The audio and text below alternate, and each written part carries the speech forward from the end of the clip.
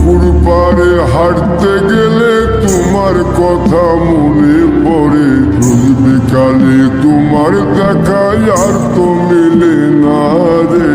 রোজ বিকালে তোমার দেখা আর তো